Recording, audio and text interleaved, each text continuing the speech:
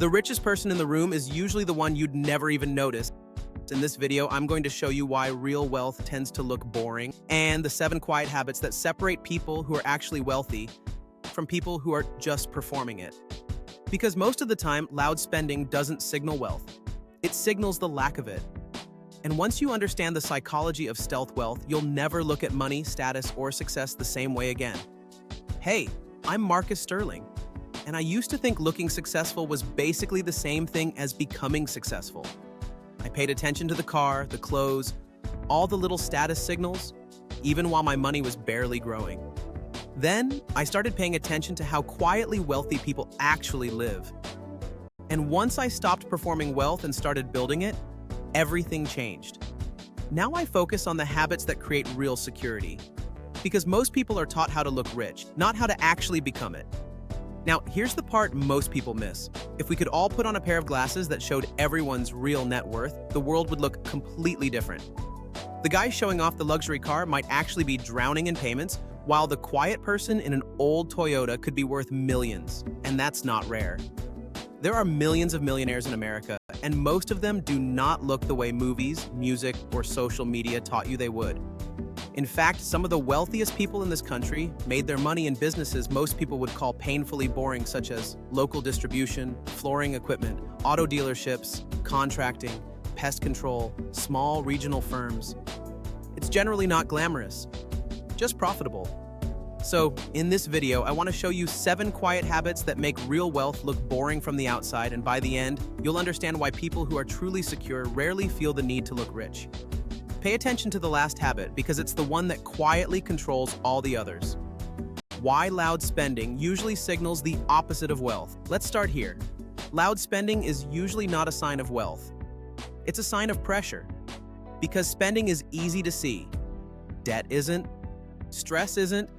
Low net worth isn't. A lot of people are not showing you wealth. They're showing you monthly payments. And that's why so many people get fooled.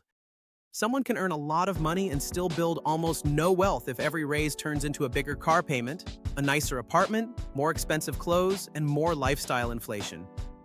On paper, they look successful. Under the hood, fragile.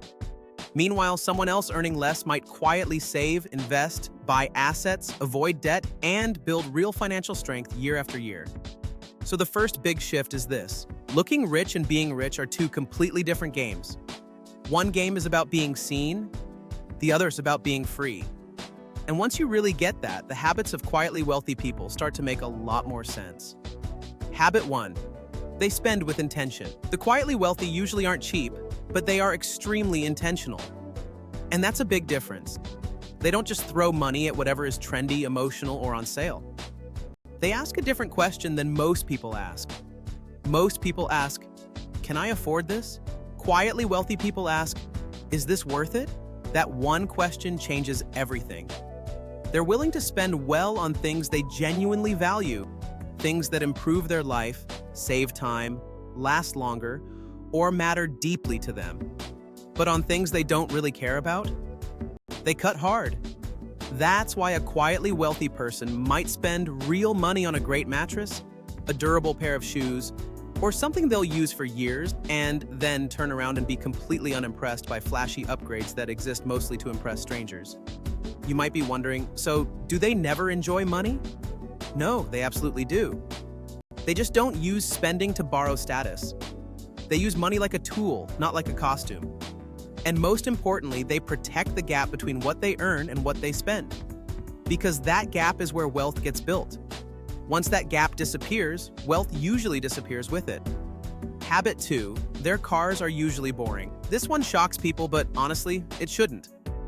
A lot of quietly wealthy people drive normal cars, reliable cars, paid-off cars, cars that don't say anything dramatic.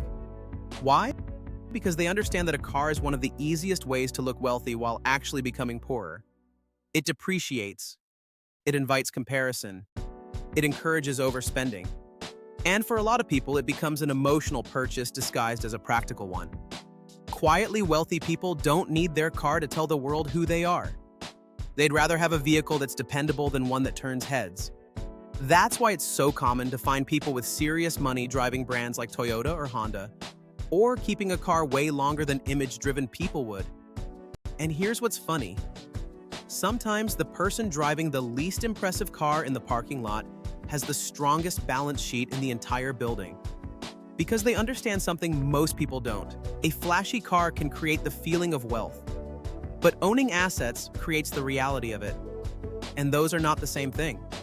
Habit 3. Their clothes don't scream. Quietly wealthy people usually don't dress to announce themselves. They lean toward clothes that are clean, simple, well-made, and low drama. Not because they can't afford louder things, because they don't need the attention. Now, that doesn't mean they only buy cheap clothes. Sometimes it's actually the opposite. Sometimes they'll spend more on quality, fit, fabric, or craftsmanship. But the key difference is that the purchase is for their standards, not for public applause. That's why real wealth often looks surprisingly plain. No giant logos, no desperate flexing, no outfit built to scream, "Please notice me." They often buy fewer things, but better things. And they keep them longer. That's another pattern you'll notice with real wealth. It usually prefers quality over quantity, quiet durability over visible excess. Because when someone is secure, they usually stop dressing for validation and start dressing for usefulness, comfort, and taste. And honestly, that's just a much calmer way to live. Habit 4. They keep a small, high-quality circle. Quietly wealthy people are usually very selective about who gets access to them. Not because they're antisocial, because they understand the cost of the wrong people. They don't build their life around a huge circle full of gossip, comparison, drama, and that subtle pressure to keep performing success. Usually they prefer a smaller circle of people they actually trust. People who are grounded. People who think long-term. People who don't make every interaction feel like a competition. And this matters more than most people realize. Because if your environment constantly rewards showing off, overspending, and chasing appearances, it gets a lot harder to build anything real. You start making financial decisions for social reasons. Quietly wealthy people try to avoid that trap. They value meaningful relationships over crowded ones. They'd rather have a few strong connections than a giant network of people who drain their energy or quietly push them toward bad decisions. And there's another layer to this. When someone already feels respected, accepted, and connected in private, they're a lot less likely to chase validation in public. That's one reason real wealth often feels emotionally calmer. It doesn't need an audience. Habit 5, their calendar reflects priorities, not performance. This one is huge. Quietly wealthy people tend to be very protective of their time. They don't just manage money well, they manage attention, energy, and their schedule well too.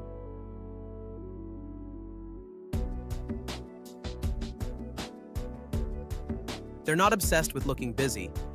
They're obsessed with protecting what matters. So their calendar usually has more intention in it. Fewer useless obligations, fewer image-based commitments, more space to think, more time for health, more time for family, more time for real work, and more time for recovery.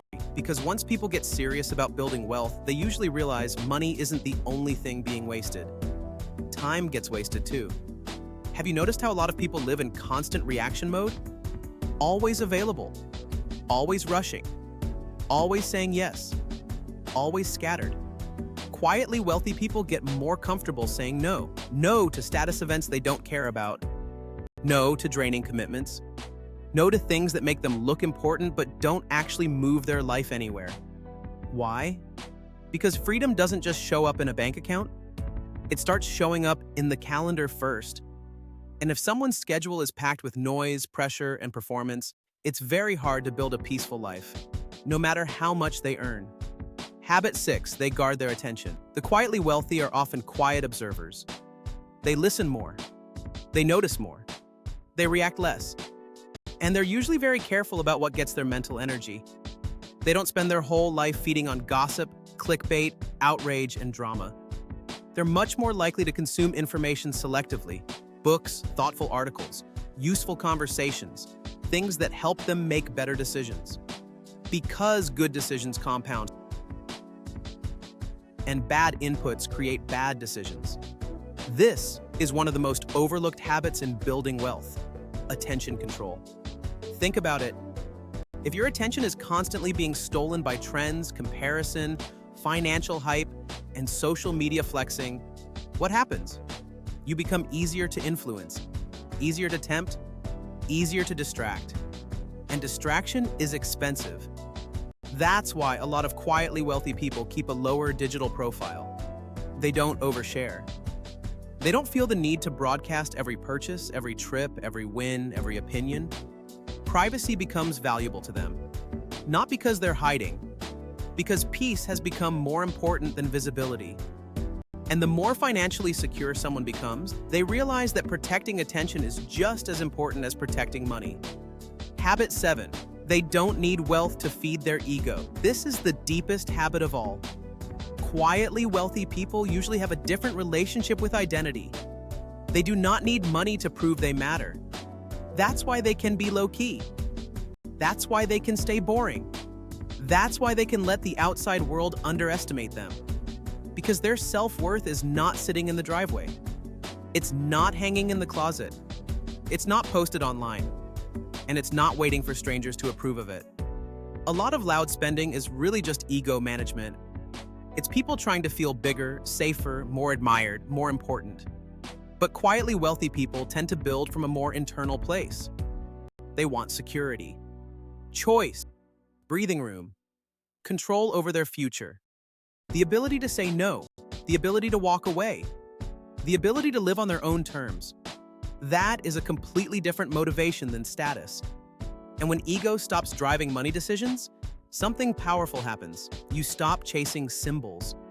You start building substance. You stop asking, how do I look? You start asking, how strong is my position? And that shift changes everything. The psychology of stealth wealth. So what is stealth wealth really? It's not just an aesthetic. It's a psychology. It's the mindset that says, I'd rather be secure than admired. I'd rather own than impress. I'd rather have options than attention. That's why real wealth often looks boring from the outside. Because boring is often stable. Boring is often profitable. Boring is often repeatable. The media teaches people to associate wealth with glamour. Celebrities, finance, tech, luxury, hype. But a huge amount of real wealth gets built in places and industries nobody brags about.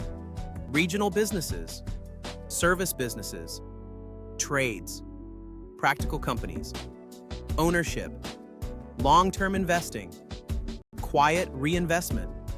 That's the part people miss. At the very top, wealth often comes less from wages and more from ownership. And ownership tends to think differently.